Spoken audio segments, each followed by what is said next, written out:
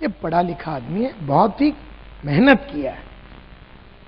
तो 8/73 में 8%, 8/73 सर्वे का नाम था।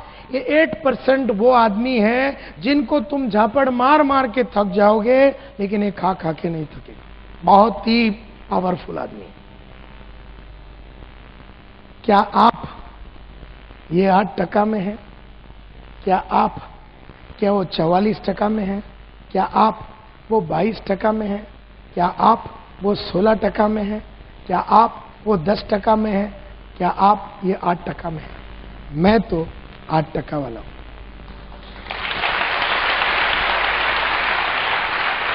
जब मैंने अपनी करियर शुरू की थी, मैं भी 44 वाला था।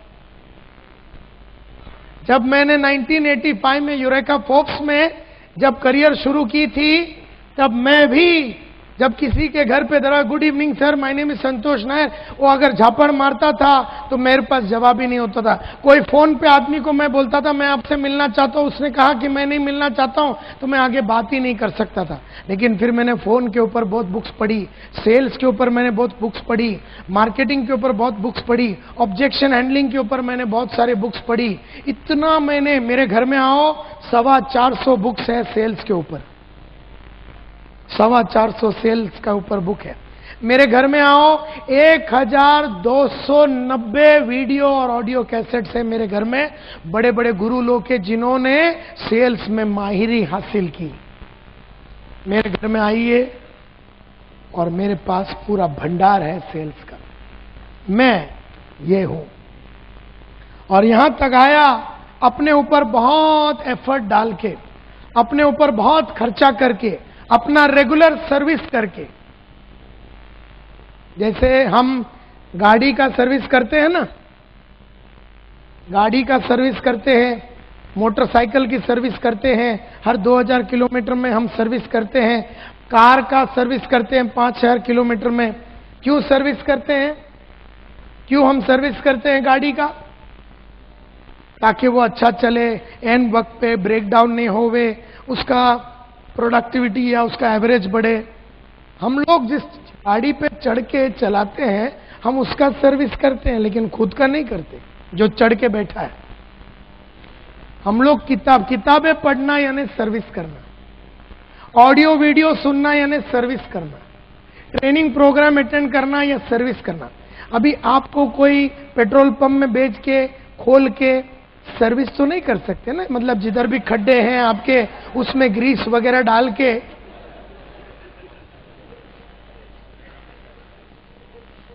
तो वो सर्विसिंग नहीं कर सकते हैं, वो तो गाड़ी की होती है। आपका कैसा होता है? Books, audios, videos, seminar, training program, ये आपका सर्विसिंग है। कई लोगों ने ये सर्विसिंग नहीं किया, बोल के वो 44 में, थोड़ी बहुत सर्विसिंग किया वो 22 में है, जिसने और सर्विसिंग की अपनी वो 16 में है, जिसने और सर्विस की वो 10 में है, जो 24 घंटा सर्विस ही कर रहा है वो 8% है। मैं वो सेल्समैन हूं। और जब तक तुम वो लेवल पे नहीं आओगे, जैसे यहां पर जितने भी लीडर्स हैं उन्होंने लीडरशिप के ऊपर, मेरा बाहर लीडरशिप के ऊपर कैसेट है, बहुत सारे बुक्स है लीडरशिप के ऊपर।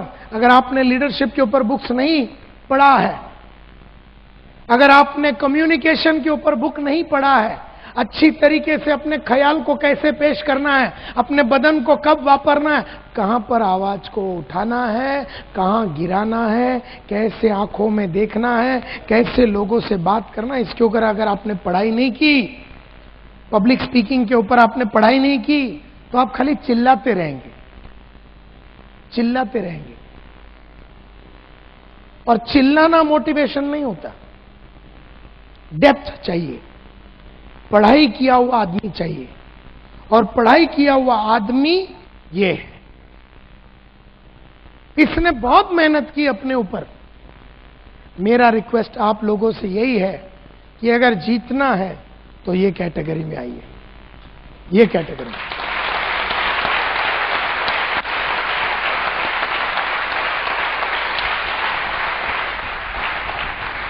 इस कैटेगरी में तो जीत कभी होती ही नहीं। इस कैटेगरी में कभी कभी होती है, इस कैटेगरी में थोड़ी और ज्यादा टाइम जीत होती है, इस कैटेगरी में थोड़ा और इस कैटेगरी में रोज जीतना होता है, रोज जीतना।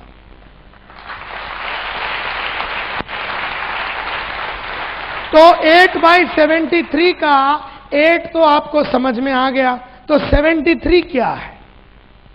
73 क्या है? 8/73 सर्वे में 8% तो आपको समझ में आ गया। ये वो सेल्स के बंदे हैं जिन्होंने अपने आप को इतना मजबूत बनाया है कि किसी भी तरह का आदमी का ऑपोजिशन को और ठुकराहट को ये बहुत ही बढ़िया तरीके से हैंडल कर सकता है। ये तुर्रम खान है, ये AK-47 है, ये लक्ष्मी बॉम्ब है, ये एकदम तगड़ा आदमी है, इसको हराया नहीं जा सकता। हर दिन बेचता है, हर दिन 1-2 जन को अंदर कर देता है। वो जो 44 वाला ना, महीने भर में 2 को अंदर करता है, मर के। वो भी ये रोज आदमी को अंदर करता है, रोज आदमी को जुड़वाता है। कैपेसिटी है, किसी को भी मिल सकता है, बिंदास है और कोई घबराहट नहीं है इसकी। लेकिन ये ऐसे अपने आप को बना के लिया, ये मां के कोख में बन के आया हुआ आइटम नहीं है, ये बना के लिया है। इसने मार के अपने आप को सर्विस करके बना के लिया। तो 8/73 का 8 तो ये है। तो 73 क्या है? 73 क्या है? 73 क्या है? कोई बता सकता है? बोलिए, गेसवर्क कीजिए। 73 क्या होगा? 8/73 में 8 तो ये हो गया, 73 क्या है? हाँ जी, 73 सेल आउट ऑफ 100। अच्छा, ओके। ये 73 क्या है? 73 फेलियर्स। 73 क्या है? क्या है 73? Yes madam.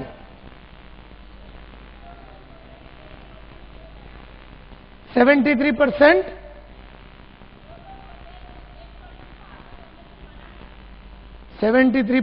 वो लोग होते हैं जो 8% को आगे बढ़ने से मना करते हैं। अच्छा, very close, very close, very close. Yes sir. 73% followers होते हैं ऑफ 8%। 73% साहब बोल रहे हैं वो 8% के फॉलोअर्स है। Yes sir. एक सेकंड, एक मिनट। हाँ जी,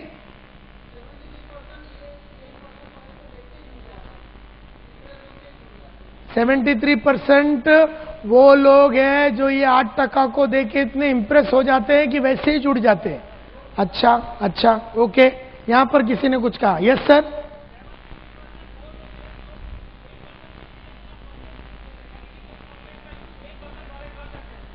अच्छा, माय डियर फ्रेंड्स, लाइफ का सबसे बड़ा सीक्रेट आज समझ लो।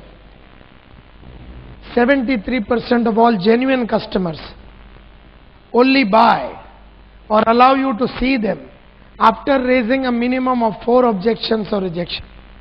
यानी खरीदने वाला, जुड़ने वाला, हमारे धंधे में 2 चीज हो सकते हैं, या तो खरीदेगा और फिर खरीद के जुड़ेगा। खरीदने वाला और जुड़ने वाला, खरीदने के पहले और जुड़ने के पहले 4 झापड़ जरूर मारेगा। असली खरीदने वाला आदमी, असली जुड़ने वाला आदमी जुड़ने के पहले और खरीदने के पहले बेचने वाले को बराबर 4 कस के मारता है, और जब बढ़िया जवाब मिलता है चारों का तो वो जुड़ता है।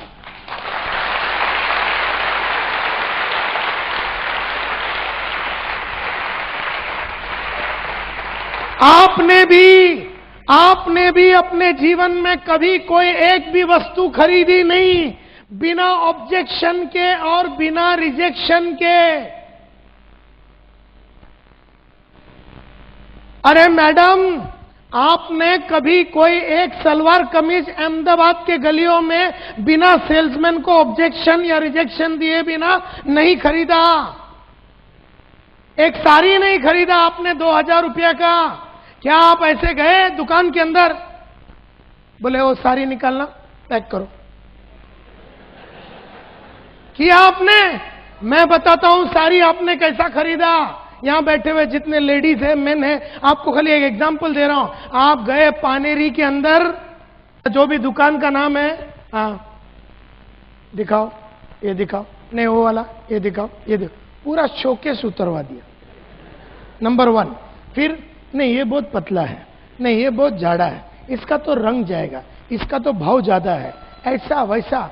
2000 रुपये का सलवार कमीज या 1-1500 रुपये का सलवार कमीज लेने के पहले वो सेल्समैन को आपने इतना घुमाया, ये नहीं वो नहीं, और फिर क्या बोलते सब उतारने के बाद, ये 4 निकाल के रखो, मैं आती हूं।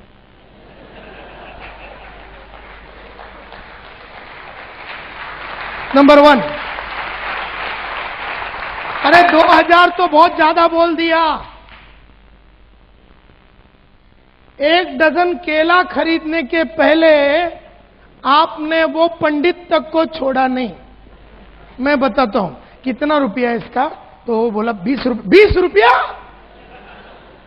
हमारा जो सीजी रोड के वो जो साइड में मार्केट है, उसमें यही केला 17 रुपए का मिलता है। वो पंडित बोलता है नहीं मैडम बहुत बाजार गर्म है, ये है वो। अच्छा नहीं ठीक है, देखो बोलो लास्ट में कितने का देगा? वो बोला नहीं मैडम बहुत बाजार टाइट है, 20 में ही दूंगा। देखो हम तो रेगुलर है, रेगुलर कस्टमर है, मैं रोज आती हूं लेने को। पंडित देखता है, साला बोले इसको तो पहली बार देख रहा हूं। अच्छा कितने में देगा लास्ट? वो बोलता नहीं 20 रुपए में दूंगा। फिर आप बोलते हैं पक्का? वो बोलता पक्का। फिर आप चलने को चालू करते। जब आप चलते हैं, ये वो स्पीड नहीं है जो आपका नॉर्मल है, अभी स्लो हो गया। क्यों स्लो हो गया? क्योंकि अभी उम्मीद में है कि पंडित बुलाएगा। हम में से कई बेशरम लोग, पंडित ने नहीं बुलाया तो हम लोग जाएंगे, बुलाया? बोले नहीं बुलाया। अगर बुलाया होता तो कितने में देता?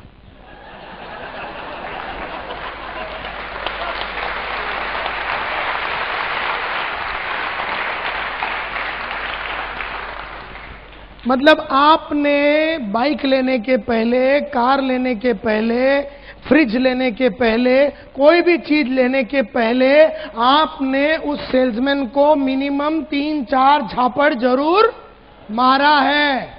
उन सभी सेल्समैनों का आपके ऊपर शाप है, जिनको आपने पिछले 30 साल से, 40 साल से बहुत तकलीफ दिया। नेकलेस लेने को गया, कुछ भी लेने को गया, आपने कभी भी आपने ऑब्जेक्शन या रिजेक्शन दिए बिना कभी कोई चीज खरीदा नहीं। तो आपको क्या लगता है कि नेटवर्क मार्केटिंग में या नेटवर्क का कोई प्रोडक्ट खरीदने के पहले आपको ऑब्जेक्शन बिल्कुल नहीं मिलेगा? है? आपको मिलेगा, मिलेगा, मिलेगा। कितना मिलेगा? मिनिमम 4। और अगर बराबर हैंडल किया तो वो आदमी जुट जाएगा या प्रोडक्ट ले लेगा। खरीदने वाला ही ऑब्जेक्शन देता है, ना खरीदने वाला घंटों तक आपके साथ बैठेगा और आपको बोलेगा अच्छा इसमें ये भी मिलता है, ओह बढ़िया, अच्छा इसमें ऐसा भी होता है, सिल्वर ये वो गोल्ड, ओह बढ़िया, और क्या क्या होता है, और इसमें ना ऐसा ट्रिप होता है, जो जीता वही सिकंदर, ये वो, अच्छा ये भी है, थाईलैंड भी जाने को मिलेगा, ये भी मिलेगा, अच्छा बहुत बढ़िया बढ़िया। और अपन उसको एक एक समझाते रहेंगे ये सोच के कि अभी लेगा, अभी लेगा, अभी लेगा। लास्ट में बोलते सब बढ़िया है,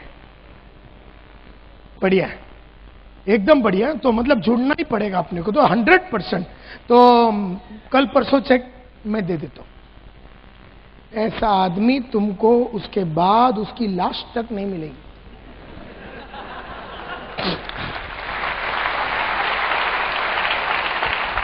जो तुम्हारा हर बात को मान लिया, हर चीज को मान लिया, हर जुड़ने को एकदम तैयार हो गया, खरीदने को एकदम तैयार हो गया, या तो उसका चेक बाउंस होएगा।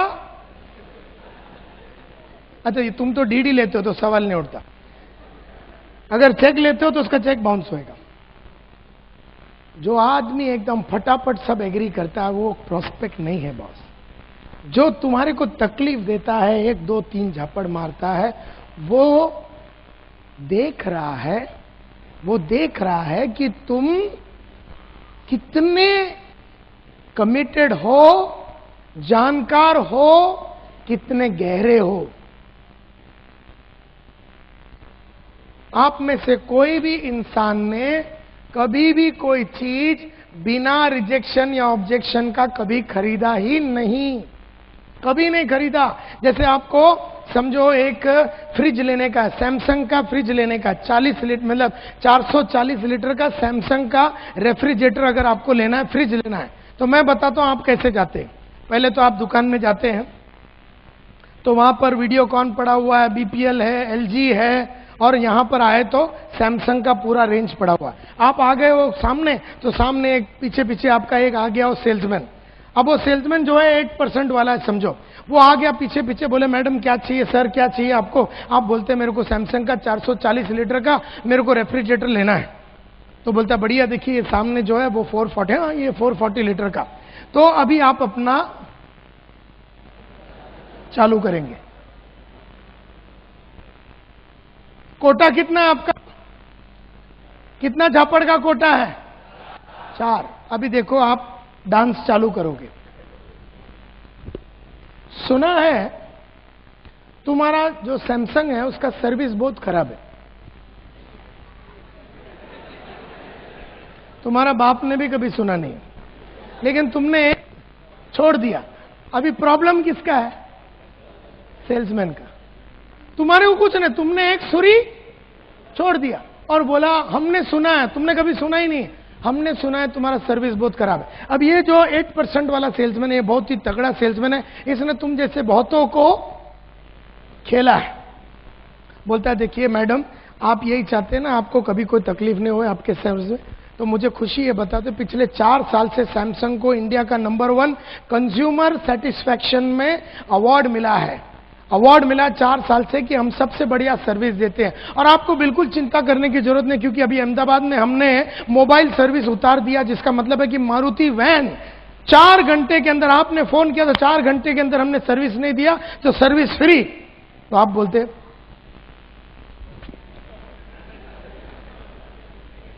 क्योंकि अभी आपका कोटा कितना खत्म हो गया? 1, लेकिन आप छोड़ेंगे नहीं, आपके पास कितना बाकी है? 3। अभी सेकंड डांस। सुना है इसका कंप्रेसर बहुत जल्दी उड़ता है। अभी आपको यह भी नहीं मालूम कंप्रेसर अंदर है कि बाहर है। एक प्रॉब्लम किसका है? तो सेल्समैन बोलता है देखिए मैडम, आप यही चाहते हैं कि आपका कंप्रेसर में कोई प्रॉब्लम, तो मुझे खुशी है बताते हुए कि हमारा जो कंप्रेसर है वो किर्लोस्कर कोपलैंड बनाता है। कोपलैंड यानी कि यूनाइटेड स्टेट्स और वर्ल्ड का सबसे बड़ा लीडर है, जिसका कंप्रेसर बनता है 6 सिग्मा क्वालिटी, जो वर्ल्ड का सबसे बड़ा क्वालिटी टेक्निक है, उसको यूज करते हो। तो देयरफॉर आपको कभी कोई टेंशन लेने की जरूरत ही नहीं। और उसमें भी एक और बढ़िया बात मैं आपसे बताना चाहता हूं, क्योंकि इस पीस के साथ हम आपको देने वाले 5 साल का वारंटी। आप बोलते हैं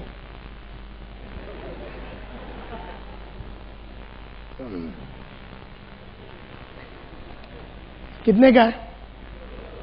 कितने का है? तो बोलता है 42,500। 42,500? ये सेम पीस गांधी इलेक्ट्रॉनिक्स में 40,500 का मिलता है। तो सेल्समैन बोलता है मैडम ये M97 है, वो M87 है, इसमें कैस्टर है, इसमें ये है, इसमें नीचे जमीन पे आप आराम से उसको धक्का मार के लेके जा सकते हैं। आप बोलते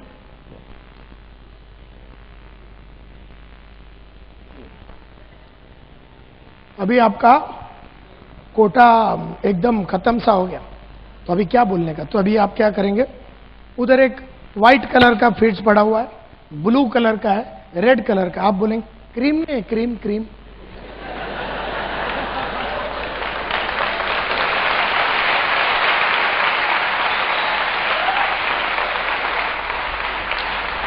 देख रहा है कि क्रीम नहीं है, क्रीम नहीं, क्रीम मतलब वो 4 का कोटा होता है।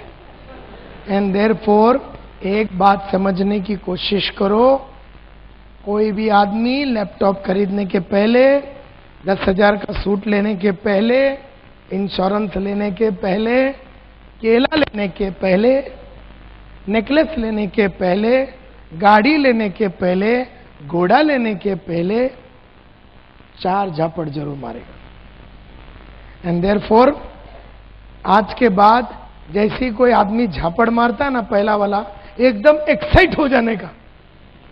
क्यों? उसका कोटा खत्म हो रहा है।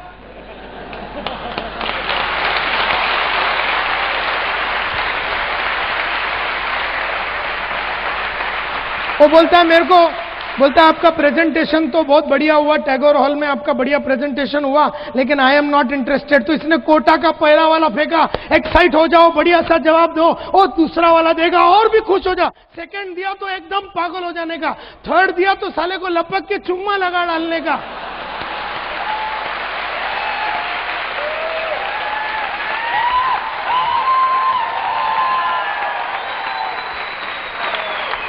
क्योंकि अभी उसका कोटे में सिर्फ एक ही बाकी है, चुम्मा जैसी लगाया ना, बोलता किधर साइन करूं बता दो, चला लफड़ा ही नहीं। सो कहने का मतलब ये है माय डियर फ्रेंड्स, बन जाओ वो 8% वाला, और बन जाओ वो आदमी develop the habit of getting rejected. ये बढ़िया आदत है, एकदम फैंटास्टिक आदत है। जिसने ये आदत डाल दी, रिजेक्ट होने की आदत डाल दी, वो आदमी को कभी लाइफ में कोई प्रॉब्लम नहीं होता। So this is a beautiful habit, एकदम बढ़िया हैबिट है ये, develop the habit of getting rejected. हम में से कईयों को रिजेक्शन अच्छा नहीं लगता, मेरे को तो रिजेक्शन बहुत अच्छा लगता है, क्योंकि जैसा पहला रिजेक्शन, सेकंड, थर्ड, मेरे को मालूम है चौथे में वो आएगा। तो मेरे को तो रिजेक्शन देने वाले तो मेरे को तो उससे में बहुत प्यार है। जो रिजेक्शन नहीं देता ना, जो सब मेरी बात मान लेता है, मेरे को सारा उस पर डाउट रहता है। वो खरीदेगा नहीं, वो खाली एम पण चाहिए, एम चाहिए, थाईलैंड पण, बैंकॉक एम सिल्वर पण, गोल्ड, ओ वेरी नाइस, ये एम करवानो, एंड लिस्ट बनवा, ओ वेरी गुड, मारो तो जुड़वानो छे। इसका बाप भी जुड़ेगा नहीं साला कभी।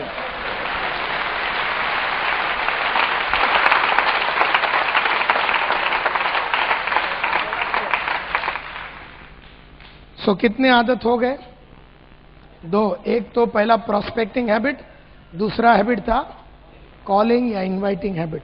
तो जब भी किसको इनवाइट करते हो ना, तो बस उसी को ढूंढना जो तुम्हें रिजेक्ट कर रहा है और 4 दे रहा है। 4-5 देगा फिर ले लेता, लेकिन तब तक अपन खड़ा रहना चाहिए। वो 1 दिया तो तू भागना नहीं। हम में से कई लोग ना मेंटली पहले वाले में गिव अप कर देते हैं और 40 मिनट उसके साथ खड़े रहेंगे, लेकिन हमने मन में सोच लिया ये जुड़ने वाला नहीं है। मैं तो 40 मिनट खड़ा हूं तो 41 मिनट तक चक्कर चलाते रहूंगा जुड़ने के लिए। अब तीसरा हैबिट, उसका नाम थोड़ा अंदर चला गया, सेलिंग हैबिट। सेलिंग हैबिट में मैं सिर्फ इतना बताना चाहता हूं कि नेटवर्क मार्केटिंग में जब किसी को बेचने को जाते हो, आपकी बेचने की चाहत उसकी ना खरीदने की चाहत से ज्यादा होना चाहिए।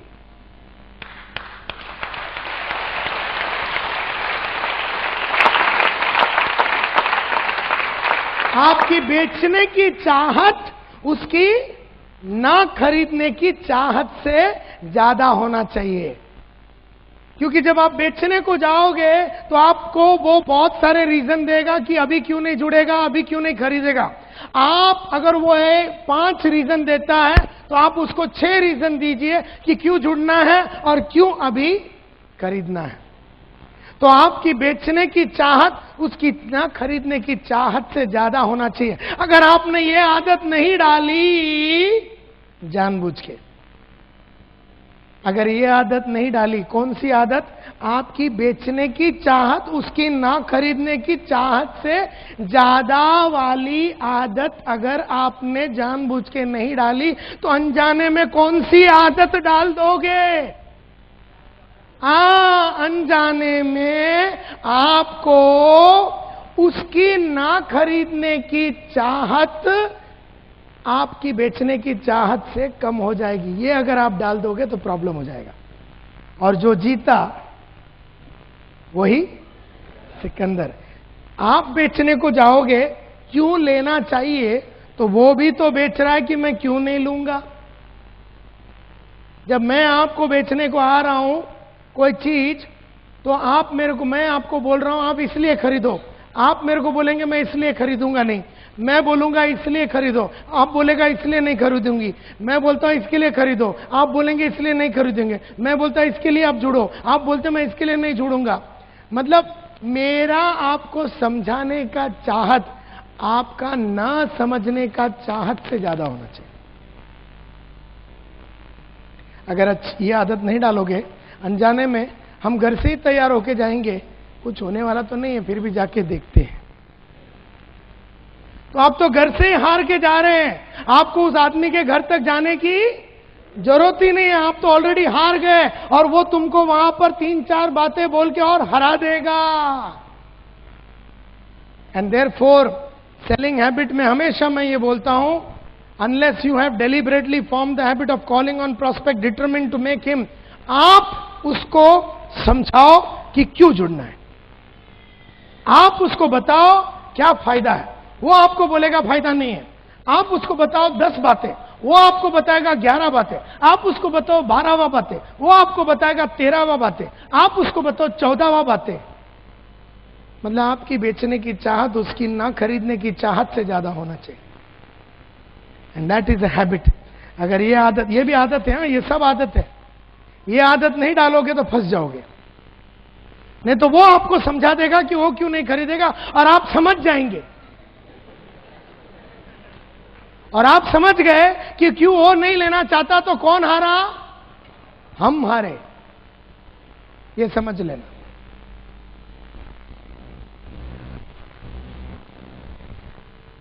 और वर्किंग हैबिट्स का मतलब यह है, इसमें ज्यादा टेंशन नहीं लेने का।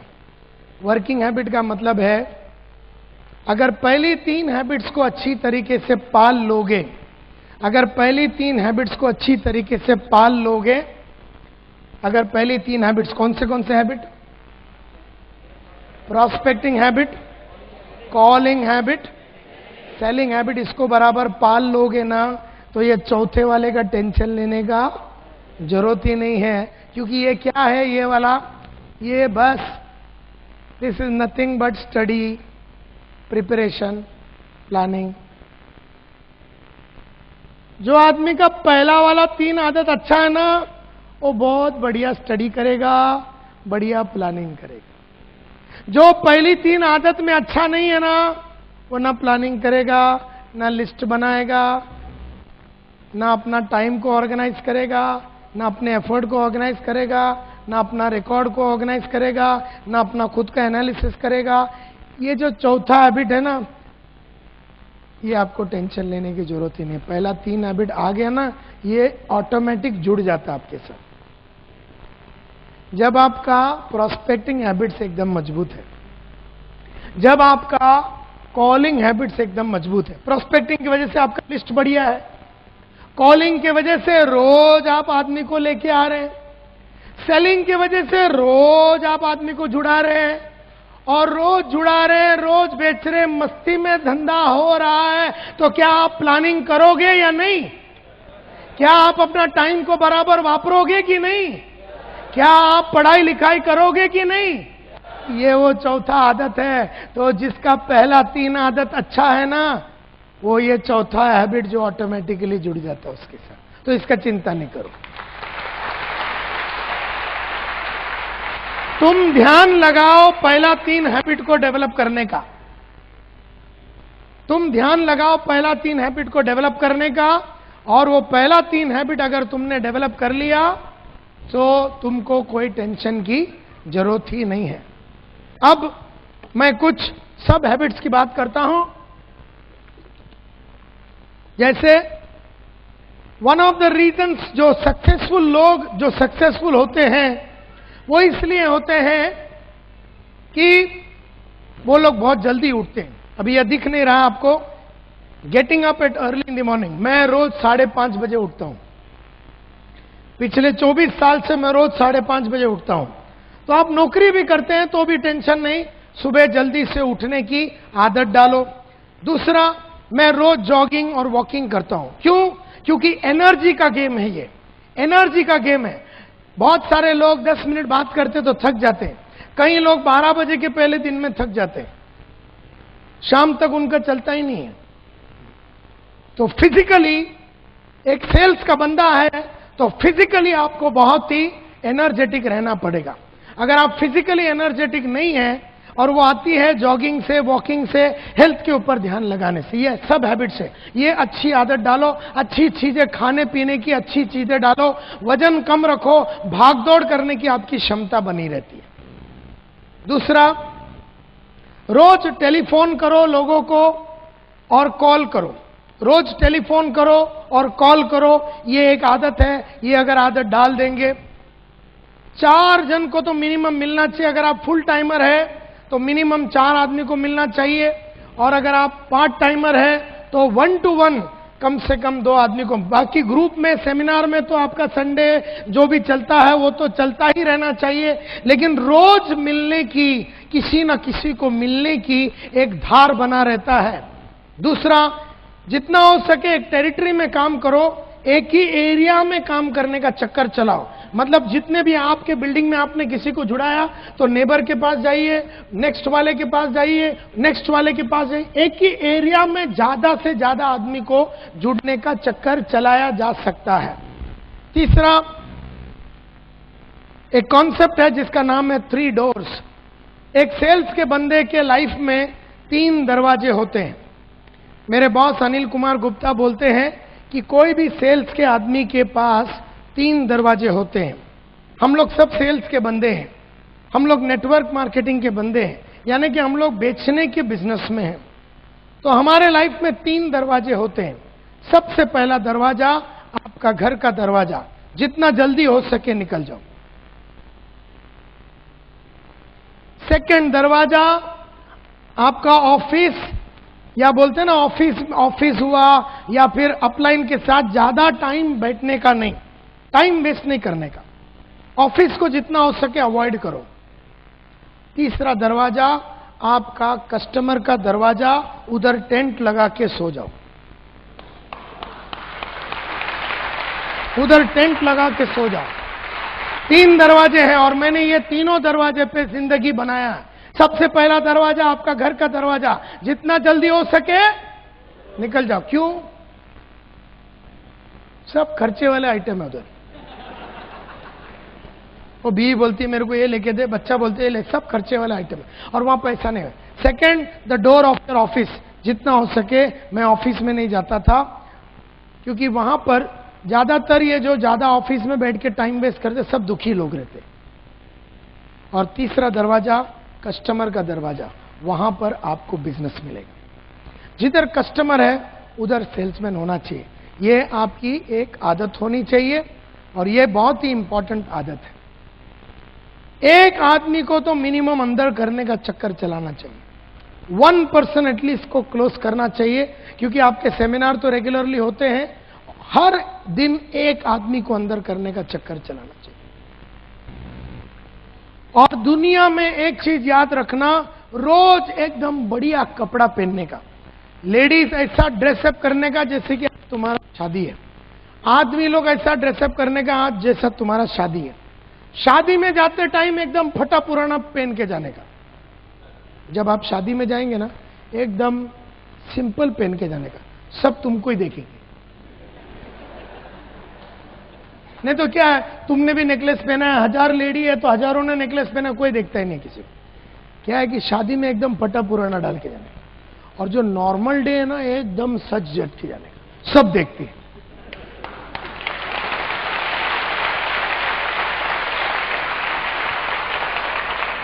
सब देखते हैं, सब तो मेरा ये फॉर्मूला रहा है। जब भी मैं बिजनेस में जाता हूं, I am very well dressed. जब मैं शादी विधि पे जाता हूं, एकदम सिंपल। तो बिजनेस में भी लोग अपने को ही देखते हैं, शादी में भी अपने को ही लोग देखते हैं। ये गेम है। दूसरा, जितना हो सके फैमिली को इन्वॉल्व करो, जितना हो सके फैमिली को इन्वॉल्व करो। हस्बैंड वाइफ, अगर बड़े ग्रोन अप बच्चे, इन्वॉल्व करो, क्योंकि ये बिजनेस में फैमिली का सपोर्ट बहुत ही इंपॉर्टेंट होता है। मैं तो एक और चीज बोलूंगा आपको कि डेलीगेट कर दो ऐसे हर वो चीज जिसमें पैसा नहीं मिलता ना, तो सब डेलीगेट कर दो, सब डेलीगेट कर दो, दूसरे से कराओ। जैसे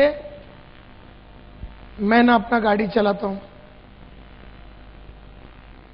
ना मैं ऑफिस में चेकबुक साइन करता हूं, ना कोई चीज खरीदता हूं, ना घर में कोई रिपेयर वर्क है वो। मैं कोई नॉन रेवेन्यू जनरेटिंग काम नहीं करता, नॉन रेवेन्यू जनरेटिंग काम। मैं सिर्फ रेवेन्यू जनरेशन काम करता हूं। यानी मैं आपके सामने खड़ा हूं तो भी पैसा मिल रहा है। मेरे पहले लोग आ गए, सब सेट हो गया। मेरे 3-4 असिस्टेंट घूम रहे इधर, उन्होंने माइक सेट कर दिया। वो मेरे पहले आए, उन्होंने स्क्रीन सेट किया। मेरा लैपटॉप मेरे से पहला आया, पानी मेरे से पहला आया, माइक मेरे से पहला आया, सब सेट हो गया। मैं ऐसा कोई काम नहीं करता हूं जिसमें रोकड़ा नहीं आता।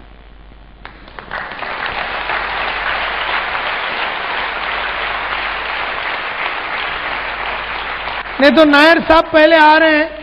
ये तो वही बात हो गई, आशा भोसले आज शाम को यहां गाने वाली है, तो सुबह बेचारी आ गई है हॉल में। पहले तो हॉल साफ कर रही है, बाद में बाथरूम साफ कर रही है, बाद में वो सब इक्विपमेंट वगैरह लगा रही है, माइक टेस्टिंग वगैरह सब खुद कर रही है। उसके बाद बाहर खड़े रह के खुद ही टिकट बेच रही है। शाम को कौन मेरा बाप गाएगा? शाम को लेट लेट के गाएगी वो फिर एकदम।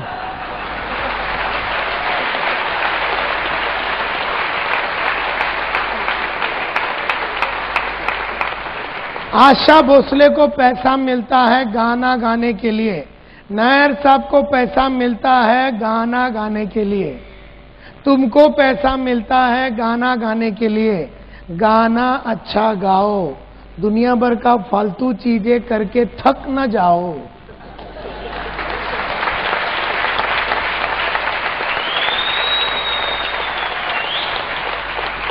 हम में से कई लोग शाम को 6 बजे एक्चुअली बहुत थक जाते, क्योंकि सुबह क्या बैंक में गया, दोपहर को हज का बिल भरा, 3 बजे क्रेडिट कार्ड के पीछे पड़े थे, 4 बजे गाड़ी सर्विस को गए थे, 5 बजे प्रेजेंटेशन है। मैकेनिक के मफत देंगे अपन, समझा कि नहीं? और तुम साला गुजराती लोग को कीड़े ज्यादा ही होते हैं।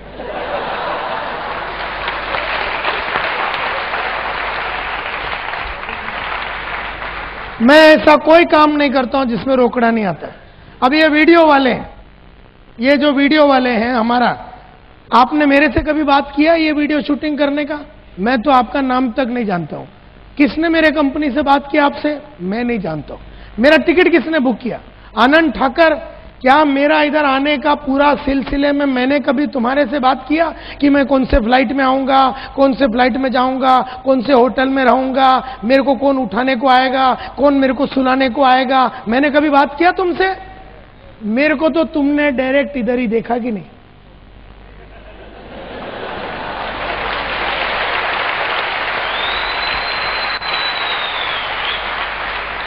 मेरा पेमेंट, मैंने आपसे पेमेंट का बात किया, ये डेट के बारे में मैंने आपसे बात किया?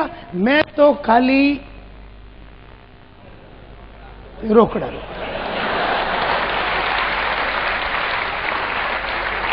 बाकी सबके लिए मैंने आइटम रखे हैं,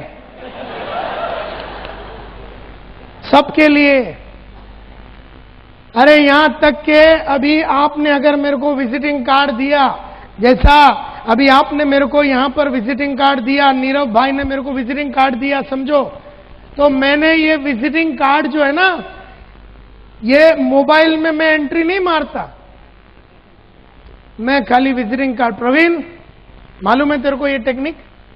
हाँ, लैपटॉप में अगर एम लिखा तो और एफ लिखा तो फाइल करने। मेरा पर्सनल असिस्टेंट है किरण, मेरा पर्सनल असिस्टेंट है किरण बंबई में। अब मैं कार्ड पे, ये नीरव का कार्ड में लिखूंगा एम लिखूंगा और मेरा पर्सनल असिस्टेंट को दूंगा, किरण बालू नायक। अब ये पूरा डिटेल वो मोबाइल में एंटर करेगा। नीरव, वो मोबाइल लेगा मेरा, उसमें लिखा नीरव NIRAVPATEL, ये वो, ये नंबर, इसमें रोकड़ा नहीं आता बॉस।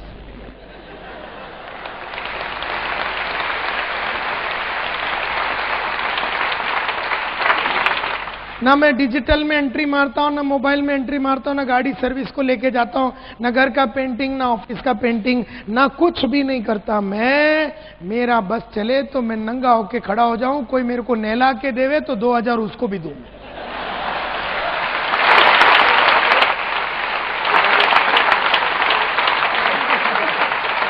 तो मैं खड़ा हो जाऊंगा, बोलेगा चल नहला, तो अपन सोच रहे अभी ठाकर को पकड़ने का है कि अरविंद भाई को पकड़ने का, कहां से माल आएगा, रोकड़ा किधर से आएगा, बोलता सर हो गया, अच्छा ठीक है। मैं सिर्फ रोकड़े वाला काम करता हूं। मेरे को कभी भी तुम ऐसा कोई काम करते हुए नहीं देखेगा जिसमें पैसे नहीं आ रहे। लेकिन उसके लिए, सबके लिए मैंने 4000 वाला, 3000 वाला, 5000 वाली, 8000 वाला, 2000 वाला, सबको मैंने सेट करके रखा और मैं सबको पालता हूं, क्योंकि मैं खाली माल कमाता हूं। हम में से कई लोग सब काम खुद ही करते। हम अगर धंधे वाले हैं तो हम खाली रेवेन्यू जनरेशन एक्टिविटी करना चाहिए, बाकी सब डेलीगेट कर देना चाहिए। बेचने का जिधर है ना, बेचने का, खड़े रह के जरा फंडे पिंडे मारने का, उधर बराबर डांस करने का और पूरा दिन उसकी तैयारी करने का, कैसे बात करूंगा, किसको पटाऊंगा, किसको लूंगा, क्या डायलॉग मारूंगा। पढ़ाई लिखाई करो, बेचो, पढ़ाई लिखाई करो, बेचो, बीच का सब काम आइटम लोग से कराओ। मार्केट में होलसेल में मिलते हैं।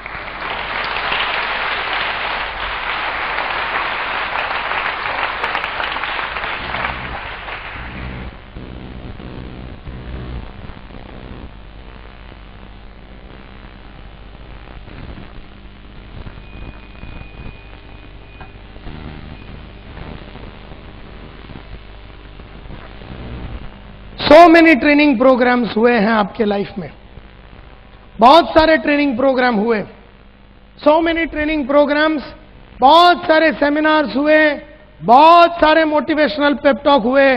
कभी अरविंद खड़ा हो गया, तो कभी आनंद खड़ा हो गया, तो कभी नीरव खड़ा हो गया। बड़े बड़े नेटवर्कर को दिल्ली बिल्ली इधर उधर से सब जगह से बुलाया और हर टाइम हम लोग यहां पर आए और ये सब ट्रेनिंग प्रोग्राम, सेमिनार वगैरह अटेंड किया। और हर ट्रेनिंग प्रोग्राम के बाद हमने मन में सोचा, साला अभी तो सुधर जाऊंगा, अभी तो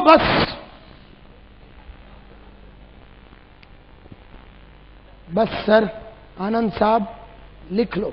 ये महीने से आपने बराबर मेरे को आज समझाया कि पिछले 3 महीने से मैंने काम नहीं किया, लेकिन आपका आज का जो टॉक था ना आनंद भाई, हिला डाला। बस ये महीने से 10-10 आदमी को मैं जोड़ने वाला है। आप लिखो,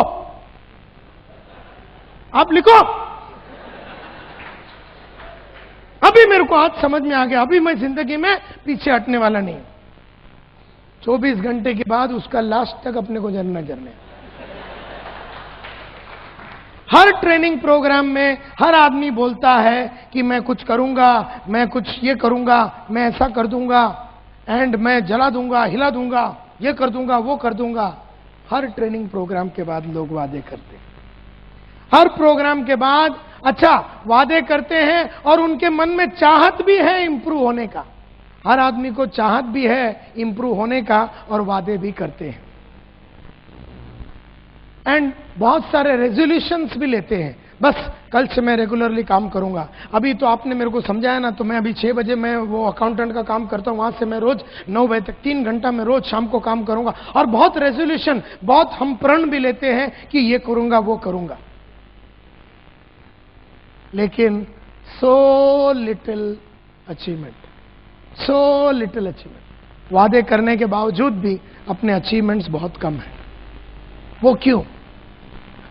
वो इसलिए क्योंकि वादे करना एक बात है, निभाना अगली बात है। क्या हो गया कि बहुत सारे लोग वादे करते हैं, निभाते नहीं हैं, वादे करते हैं, निभाते नहीं हैं, वादे करते हैं, निभाते नहीं। तो वादे करके ना निभाने की आदत पड़ जाती है। बहुत कम लोग हैं जो वादे करके निभा पाते। देयरफॉर वादे मत करो, और अगर करते हो निभाओ। सो मेनी, हर प्रोग्राम के बाद हर आदमी बोलता है सर मैं सुधरूंगा, मैं इंप्रूव होऊंगा, मैं ऐसा करूंगा, मैं ऐसा करूंगा, मैं जला दूंगा, मैं हिला दूंगा, मैं ऐसा कर दूंगा, मैं बस समझ गया सर, अब तो बस अभी आपको कभी बोलने की जरूरत ही नहीं पड़ेगी सर। 2 दिन में फिर लाइन पे आ जाता है।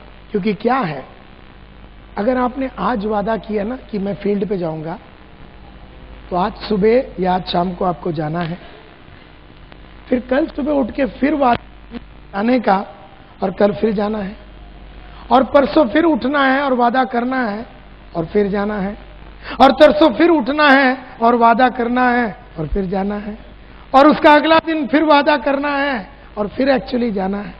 देयरफॉर अगर आपने वादे करके अगर गए ने ना बीच में, तो आप सीधा 0 पे आ जाते।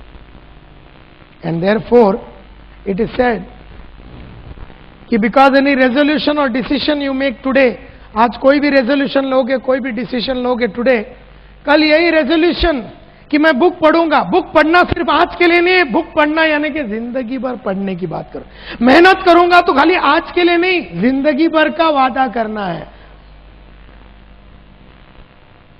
ऑडियो वीडियो सुनूंगा नायर साहब, खाली ये महीने में नहीं, मई में, जून में भी सुनना पड़ेगा, जुलाई में भी सुनना पड़ेगा, 2007 में भी सुनना पड़ेगा, 2008 में भी सुनना पड़ेगा, 2009 पे भी सुनना पड़ेगा, 2010 के लिए भी सुनना। मैंने पढ़ने की आदत, रोज 1 घंटा पढ़ने की आदत 1985 में डाली, आज 2007 हो गया, 22.5 साल से रोज पढ़ता हूं।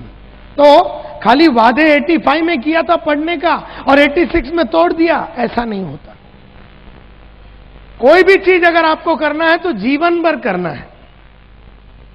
कॉल भी आपको रोज करना है। कई लोग क्या हो जाते हैं, थोड़ा गोल्ड हो गया, थोड़ा सिल्वर हो गया, गोल्ड हो गया, थोड़ा डाई, वो मतलब क्या बोलते हैं, पर्ल हो गया, तो फिर बोला अपड़ा तो થઈ गयो। फिर ये पैर ऊपर करके बैठा है, बोले लाइन काम करेगा नीचे। वो आदमी का धार चला जाता है, वो आदमी का धार चला जाता है। जिस चीज ने तुम्हें सक्सेसफुल बनाया है, उस चीज को तुम्हें रेगुलरली करते ही रहना है। जिस चीज ने तुम्हें सक्सेसफुल बनाया है, उस चीज को तुम्हें रेगुलरली ही करना है।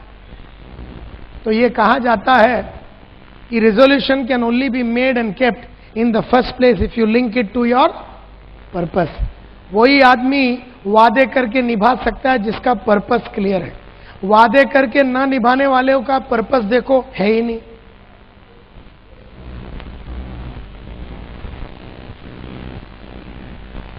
Purpose must B big.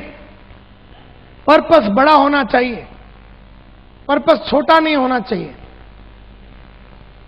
Purpose sentimental होना चाहिए, पर्पस इमोशनल होना चाहिए, यानी कि दिल की बात होनी चाहिए। Purpose must be continuous, purpose continuous होना चाहिए। एक के बाद एक, एक के बाद एक, एक के बाद एक, एक के बाद एक, एक के बाद एक, एक के बाद एक, एक के बाद लाइन से, ऐसा 5 साल में कम से कम 30 पर्पस लाइन से लगे हुए। ऐसा पर्पस होना चाहिए। यह नहीं कि अपने को एक घर लेने का, 2 बेडरूम हॉल किचन लेने का, एक पर्पस। और क्या हो जाता है, बहुत मेहनत करके नेटवर्क में बहुत मेहनत करके, बहुत एफर्ट डाल के इधर उधर भाग भाग के एक घर ले लिया। घर ले लिया तो इसका जूस निकल गया, इसका वारंटी खत्म हो गया, क्योंकि इसके पास अगला क्या करने का कुछ मालूम ही नहीं है, और फिर ये रडार से निकल जाता है। सो पर्पस मस्ट बी कंटिन्यूस। जैसे जब मैं सेल्समैन था तो मैंने बोला मेरा अगला पर्पस है कि मैं बनूंगा ग्रुप लीडर। जब मैं ग्रुप लीडर बना, मैंने अगला पर्पस रखा कि मैं सेल्स सुपरवाइजर बनूंगा। तब मैंने अगला पर्पस रखा कि मैं ब्रांच मैनेजर बनूंगा। फिर मैंने अगला पर्पस रखा कि मैं डेप्यूटी डीएसएम बनूंगा। फिर मैंने अगला पर्पस रखा कि मैं डीएसएम बनूंगा। फिर मैंने अगला पर्पस रखा कि मैं आरएसएम में डीएसएम सीनियर डीएसएम बनूंगा। फिर मैं अगला पर्पस रखा कि मैं रीजनल मैनेजर बनूंगा। फिर मैं अगला पर्पस रखा कि मैं डीजीएम बनूंगा, डीजीएम।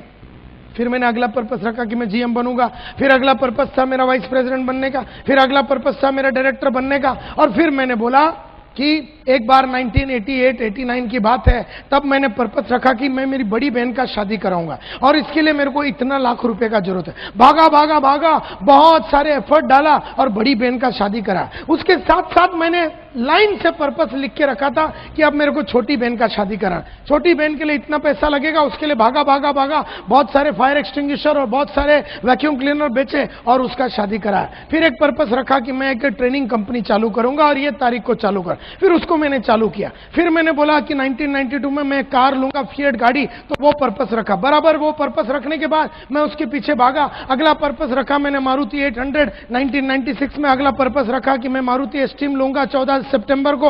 अगला पर्पस रखा कि मैं सोनाटा लूंगा, ये दोनों गाड़ी रखूंगा, ये सोचा। और उसके बाद मैंने बोला मर्सिडीज बेंज लूंगा 29 सितंबर को। अगला पर्पस है कि तीनों गाड़ी को रखना है। और फिर मैंने 1998 में मैं जब अपने फादर के साथ रहता था तो मैंने एक 2 बेडरूम हॉल किचन 26.5 लाख में लिया। जो दिन मैंने वो गाड़ी खरीदा, मतलब घर लिया, मैंने अपनी बीवी को बोला अगला पर्पस क्या है? उसने बोला मेरे को 15 लाख रुपया दे दे और मैं घड़ी बढ़िया सा इसको घर को बनाऊंगा। 28.5 लाख 26.5 लाख का घर लिया और 15 लाख रुपया ऊपर से कमाना था। भागा भागा भागा, वो 15 लाख रुपया कमाया, उसका बढ़िया सा रिनोवेशन किया और वो घर के अंदर मैं 8 दिसंबर सन 2000 को घुस गया। जब मेरा वो किया, मेरा अगला पर्पस था कि मैं मेरा बापू का घर खरीदूंगा। बात ऐसा हुआ माय डियर फ्रेंड्स कि सन 2000 में एक दिन मैं घर पहुंचा तो बोला डैडी ने बुलाया। डैडी मेरा बाजू, हम लोग साथ में रहते थे, फिर हमने वो साथ बड़ा वाला घर लिया।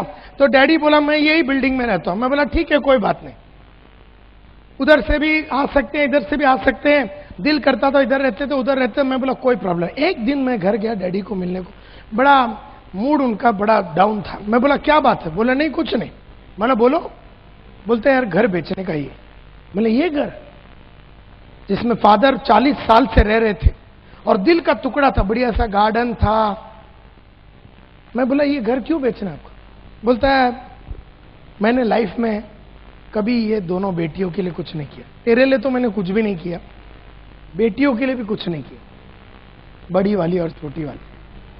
सोचता हूं क्योंकि पिछले 1985 से मैंने पूरा मतलब ठेका लिया घर को चलाने का और इतना बढ़िया तरीके से जिंदगी फादर मदर सबका जितना उधार बिदार सब चुका बिका के लाइफ को एकदम हसीन और एकदम फास्ट ट्रैक पे डाल दिया। ऐसे में फादर को ऐसा लगा कि मुझे कुछ बेटियों के लिए करना चाहिए। मैंने आपको ये घर बेचना और बेटियों को देना, ऐसा उनको कोई वादा किया है कि आपने? क्योंकि शादी तो मैंने करा था 10-10 साल पहले, तो आपने उनको कोई वादा? बोले नहीं नहीं नहीं, मेरा दिल कर रहा है। बोला अच्छा आपको ये घर बेचने का, पैसे बेटियों को देना है। बोला ठीक है, मेरे को 2 दिन दो। 2 दिन मैंने सोचा और मैं गया। बोला ठीक है आप ये बताओ ये घर कितने में बेचने का? बोलता 10 लाख में। बोला ठीक है ऐसा करते हैं, ये घर मैं ही खरीद लेता हूं, ये घर मैं ही खरीद लेता हूं, मैं आपको 10 लाख देता हूं, आप दोनों बेटी को 5-5 लाख रुपया दे दो। बोलता बढ़िया आइडिया। फिर अगर तू भी मतलब ऐसा करता तो फिर अपन बोलते हैं कि बोलते 10 लाख में नहीं, फिर 7.5 में बेचूंगा और 3 टुकड़े में बांचूंगा, 2.5 तेरा, 2.5 उसका, 2.5 इसका। मेरा ही बाप मेरा ही पैसा मेरे को ही देने का बात कर।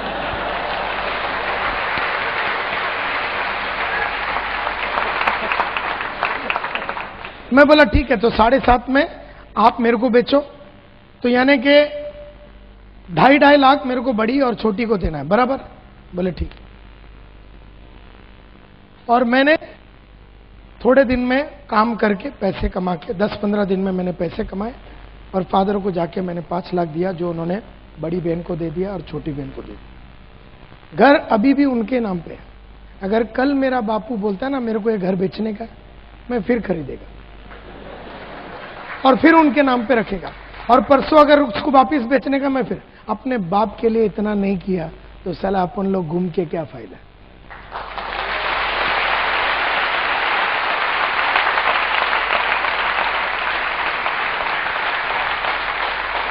अब इसमें कोई लॉजिक है क्या? इसमें कोई लॉजिक है? अपना ही बाप का घर बार बार खरीदता है, उसको पैसे देते हैं और उसी के नाम पे रखते हैं अपन घर, इसमें कोई लॉजिक है? लेकिन पर्पस में थोड़ी ना कोई लॉजिक होता है। अरे दिल की बात है। दिल की बात है। थोड़े दिन पहले मैं ऐसे टाइम्स ऑफ इंडिया पढ़ रहा था, तो मेरी बीवी बाजू में आ गई, मेरे को बोलती है, मेरे को एक हुंडा एसेंट खरीद के देता है क्या? वो तो ऐसी बात करी जैसे अपन चाय पीते हैं ना। मतलब 4 बजे चलेंगे शाम। बोले किधर? मतलब गाड़ी खरीदना। और किधर?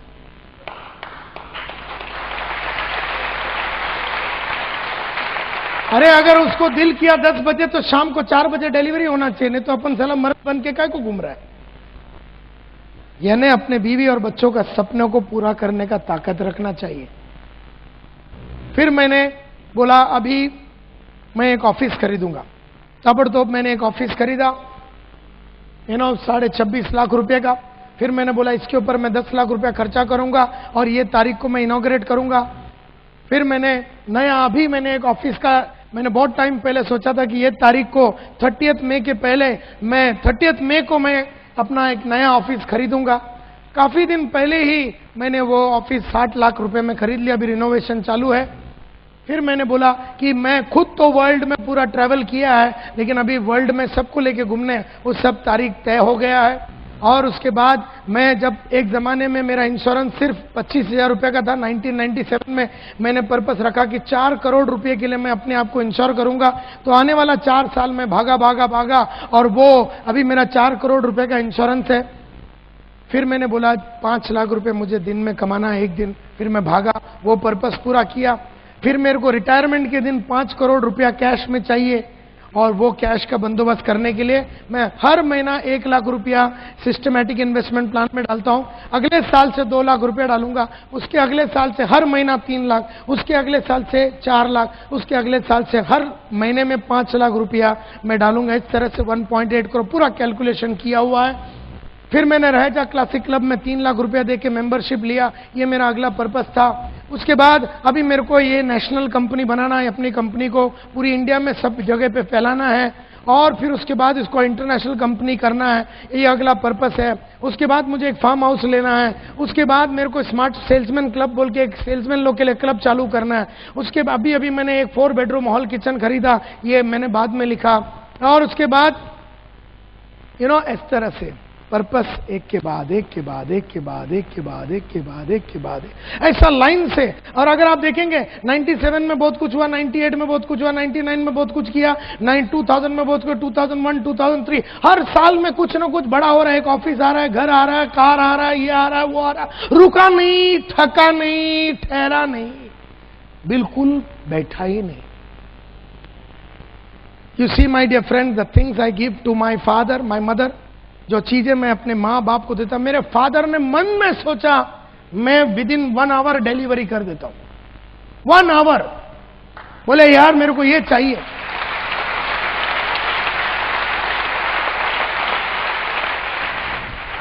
The things I give my wife and my children. मेरे थोड़े दिन पहले बच्चे ने बोला पप्पा मैंने नैनीताल नहीं देखा।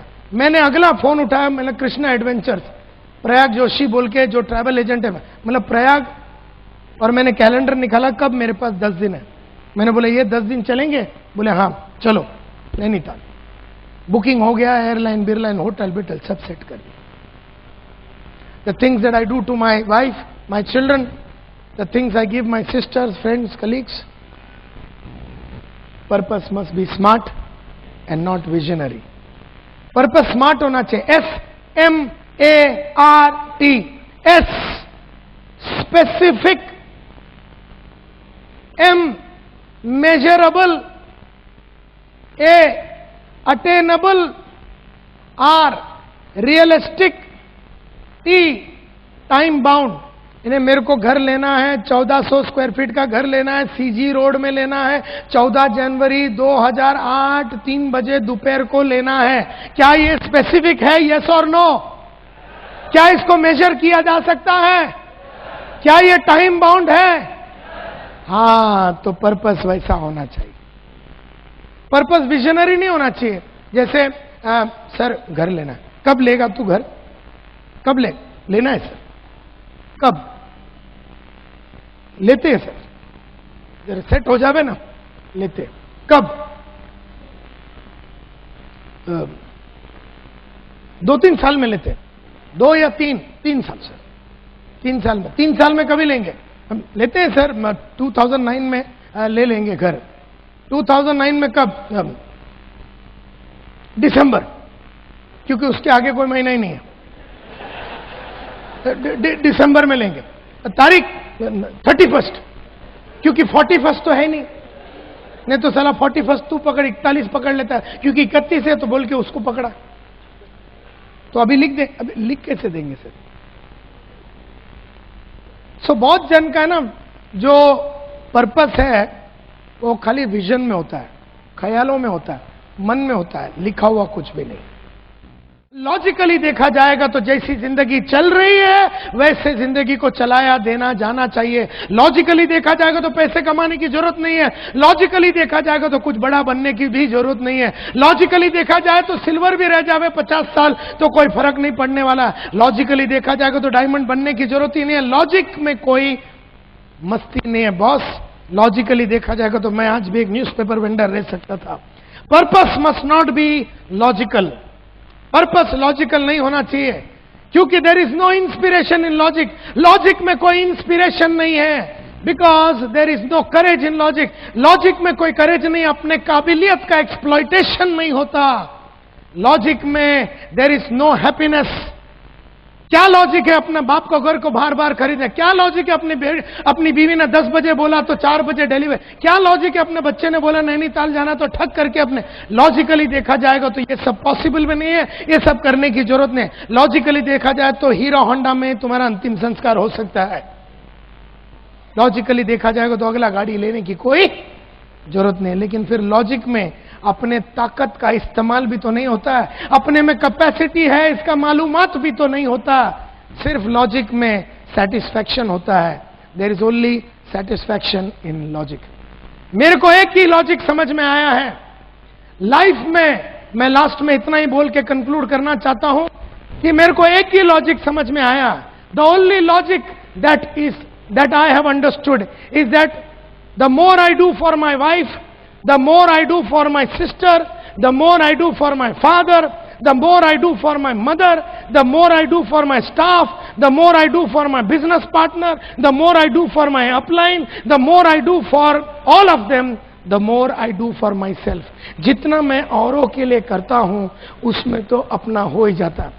अपनी बीवी का गाड़ी खरीद के देने के चक्कर में मेरा मर्सिडीज तो आ ही जाता है। अपने बाप का सुकून देने के चक्कर में मेरा ऑफिस तो आ जाता है। अपने डाउनलाइन और अपने बिजनेस पार्टनर्स, अपने साथ जो जुड़े हुए बिजनेस पार्टनर्स के लाइफ को बनाने में अपना लाइफ तो ऑटोमेटिकली बन जाता है। अपने अपलाइन के लाइफ को बनाने के चक्कर में अपना लाइफ तो बन जाता है। अपना बाप का और बीवी का और बच्चों का, स्टाफ का और अपने साथ जुड़े हुए स्टाफ का और लोगों के साथ उनका लाइफ को बढ़िया बनाने के चक्कर में अपना लाइफ तो बढ़िया बन ही जाता है।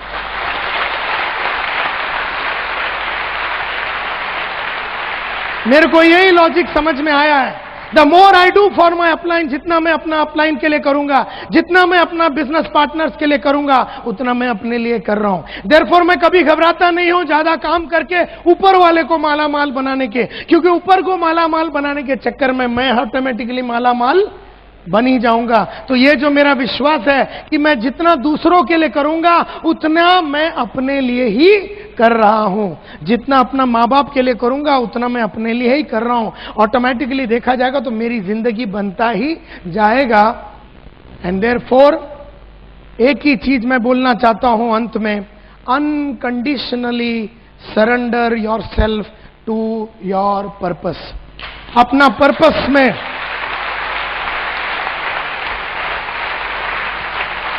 अनकंडीशनली अपने पर्पस को सरेंडर कर दो। जो भी आपका पर्पस है, अगर आपका पर्पस है डायमंड बनना, अगर आपका पर्पस है कि आपके नीचे वाला 2 आदमी को रूबी बनाना, अगर आपका पर्पस है कि 3 आदमी अपने नीचे जो भी है उसको एमरल्ड बनाना, अगर आपका पर्पस है एक बंगला खरीदना, अगर आपका पर्पस है कि औरों का जिंदगी बनाना, जो भी आपका पर्पस है, घर लेना, गाड़ी लेना, ट्रिप पे जाना, जो भी आपका पर्पस है, अनकंडीशनली आपको अपने आप को सरेंडर करना है। कोई कंडीशन नहीं डालना। अपना पर्पस को अचीव करने के लिए कोई कंडीशन नहीं डालना। ये नहीं बोलना अगर अच्छे आदमी मिल गए तो मैं डायमंड बनूंगा, अगर मेरे को सबका साथ मिल गया तो डायमंड बनूंगा, अगर बीच में टीम न टूटा तो मैं डायमंड बनूंगा, अगर मेरा बीवी का शादी बीच में नहीं हुआ तो मैं डायमंड बनूंगा, ये वो झिंग जाए। तो बीच में ये नहीं बोलना ये हुआ तो मैं ये करूंगा, ये हो गया फिर मेरा तबियत ठीक रहेगा तो मैं डायमंड बनूंगा, फिर मेरे बच्चे बड़े होंगे तो फिर मैं डायमंड बनूंगा। तू साला कुत्ता कुछ कर नहीं सकेगा।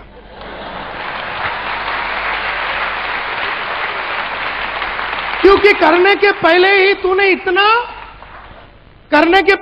इतना कंडीशन डाल दिया कि ये होगा तो मैं करूंगा, ये हुआ तो मैं करूंगा, ये नहीं हुआ तो नहीं करूंगा, ये हुआ तो ये। तूने इतना कंडीशन डाला, तेरे को कुछ करने की जरूरत ही नहीं, क्योंकि कुछ होने वाला है ही नहीं, होने वाला ही नहीं है। ये तो वही बात हो गई ना कि महात्मा गांधी फ्रीडम फाइट के टाइम पे कंडीशन डालता है। जरा ध्यान से सुनो, गांधी जी का पर्पस क्या था? गांधी जी का पर्पस क्या था? एक ही लक्ष्य था, एक ही पर्पस था। क्या? फ्रीडम, आजादी। गांधी जी का पर्पस था आजादी। उस पर्पस और गांधी के बीच में कोई लफड़ा नहीं चाहिए। लेकिन जस्ट इमेजिन करो, गांधी जी फ्रीडम के लिए फाइट करने के लिए तैयार हो गए और बोलते हैं देखो मैं फ्रीडम के लिए फाइट करूंगा, सैटरडे संडे फाइट नहीं करूंगा, और शाम को 6 बजे के बाद फाइट नहीं करूंगा क्योंकि अपना सेटिंग है कस्तूरबा के साथ। और तुम बोलते हो इधर से डांडी चल के जाओ, मेरे से चल के जाने को नहीं होगा, तुम गाड़ी का बंदोबस्त करो। और तुम बोलते धोती बीती में जाओ, मेरे को 3 पीस सूट लेके जाओ। और मैं बोलता हूं मेरे को अगर इन्होंने डंडे बिंडे से मारा ना तो मैं बिल्कुल फाइट नहीं करूंगा। और मेरे को साल का 21 दिन प्रिविलेज लीव चाहिए, 14 सिक लीव चाहिए, 7 कैजुअल लीव चाहिए। तुमको क्या लगता अपने को फ्रीडम मिलता? क्योंकि गांधी ने अगर इतना कंडीशन डाला कि शाम को कस्तूरबा को मिलना है, 6 बजे के बाद नहीं करूंगा, संडे फाइट नहीं करूंगा, सैटरडे फाइट नहीं करूंगा, काय का फ्रीडम मिलता था अपने को? तो फ्रीडम के लिए कंप्लीट सरेंडर लगता है। मैं ये नहीं बोलता हूं कि तुम इस देश का फ्रीडम के पीछे फाइट करो, कम से कम साला खुद का फ्रीडम के लिए तो फाइट कर।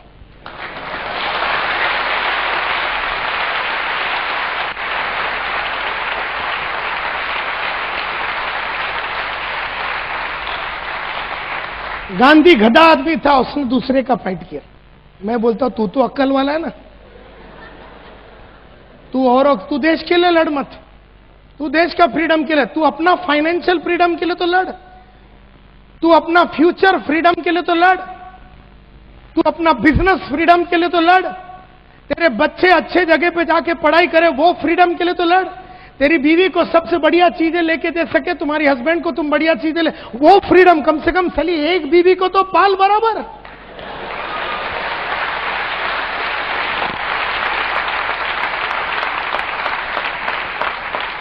अरे एक को तो पेरिस दिखा, अरे एक को तो सिंगापुर दिखा, अरे एक को तो एक गाड़ी लेके दे। अपने बच्चों के लिए तो कर, औरों का तू छोड़ दे, अभी टेंशन मत ले, कम से कम अपना फ्रीडम के तो लड़। So unconditionally surrender yourself to your purpose. Unconditional, कोई कंडीशन मत डालो। धूप रहेगा तो मैं काम नहीं करूंगा, ठंडी रहेगा तो ये होएगा, बाढ़ आया तो नहीं करूंगा, ये ट्रेन चालू नहीं है तो मैं करूंगा नहीं, बस चालू नहीं है तो मैं करूंगा नहीं, विरार से बंबई में वो अभी ब्लॉक चालू है रेलवे तो मैं लेट आऊंगा। Don't put any conditions, don't put any conditions. कोई भी जो टारगेट है, कोई भी जो लक्ष्य है, कोई भी जो आपका पर्पस है, उसके और आपके बीच में किसी तरह का कंडीशन नहीं चलेगा। जब आपने कंडीशन के बिना अपने आप को सरेंडर कर दिया, जैसे गांधी जी ने किया, तो आपका जीवन का फ्रीडम आपको नजर आने को चालू हो जाएगा। और ये सब चीज करने के लिए एक स्पिरिट ऑफ ए फाइटर लगता है। आपके अंदर वो फाइटर है। आप यहां पर बैठे हुए 1200 लोगों के अंदर वो फाइटर का स्पिरिट है। हर इंसान को भगवान ने बनाया था लड़ने के लिए और जीतने के लिए। आदमी ने अपने आप को निकम्मा बना दिया कंडीशन डाल डाल के। अपने अंदर वो स्पिरिट है। यहां बैठा हुआ हर आदमी डायमंड बन सकता है। यहां बैठा हुआ हर इंसान महीने का 2 से 3 लाख रुपया कमा सकता है। यहां बैठा हुआ हर इंसान की बीवी को सब कुछ अचीवमेंट हो सकता है। यहां बैठा हुआ हर इंसान का बच्चे सबसे बढ़िया कॉलेज और स्कूल में जा सकता है। यहां बैठा हुआ हर इंसान हर वो सपना, हर वो चाहत को पूरा कर सकता है जो उसके दिमाग में और दिल में आवे। यहां बैठा हुआ हर इंसान के अंदर एक फाइटर का स्पिरिट है। जावेद अख्तर का रोटोमैक पेन का एड मेरे को याद आता है। जब उसने, वो पेन का नाम था फाइटर, जब जावेद अख्तर ने यह कहा था कि फाइटर हमेशा जीतता है। जिंदगी है तो ख्वाब है तो मंजिलें हैं, मंजिलें हैं तो फासले हैं, फासले हैं तो रास्ते हैं, रास्ते हैं तो मुश्किलें हैं, मुश्किलें हैं तो हौसला है, हौसला है तो विश्वास है कि फाइटर हमेशा जीतता है, हमेशा जीतता है।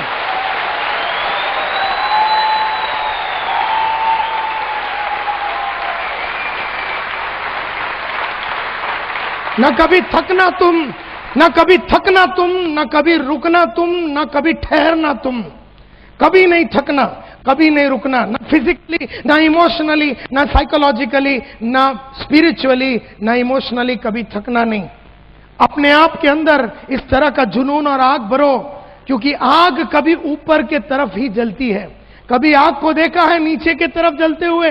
कुछ भी डालो वो ऊपर ही जाती है। उसमें केरोसिन डालो तो ऊपर जाती है। अपने आप को ऐसा बना दो कि अपना अंदर जितना नॉलेज हो सके भर डालो, जितनी अच्छी काबिलियतें हो वे भर डालो, जितनी अच्छी अच्छी आदतें सब भर डालो। जितनी अच्छी चीजें भरोगे वैसा आप आग में तकते रहोगे। और आग ही आग में जब आदमी तकता है और जब तब के वो बड़ा इंसान बनता है, तभी वो एक रोल मॉडल बनता है। उसको देख के दूसरे उसके माफत बनने की चाहत को पैदा करता है। आपको मिलने के बाद लोगों के मन में इस तरह का विश्वास आना है कि मुझे इस इंसान के माफत बनना है, और आप लोग सब कर सकते हैं, ऐसा मेरा 100% विश्वास है। Thank you very much.